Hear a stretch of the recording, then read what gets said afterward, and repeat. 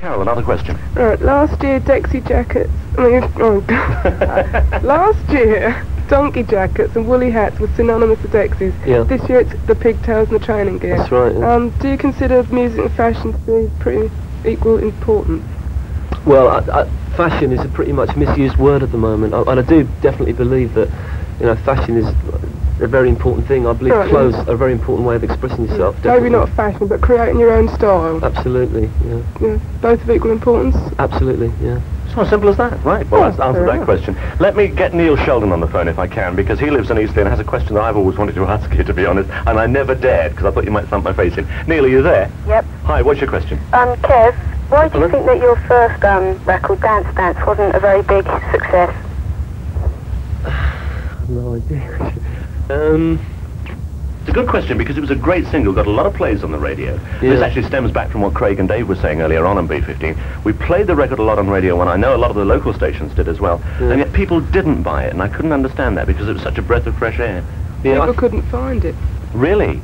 I couldn't find it in any of the shops around where I was. This is the old thing, isn't it, of distribution. Did you have distribution difficulty? Not that I know of. No, well, I couldn't find it. Well, I don't know. I mean, there's a couple of things. I think it definitely paved the way for our next single, which you know, it sort of prepared that. But also, I think, to be honest, I think Dance Dance was a really good performance, but the production could have been a lot better, and perhaps the performance too, you know, in certain areas.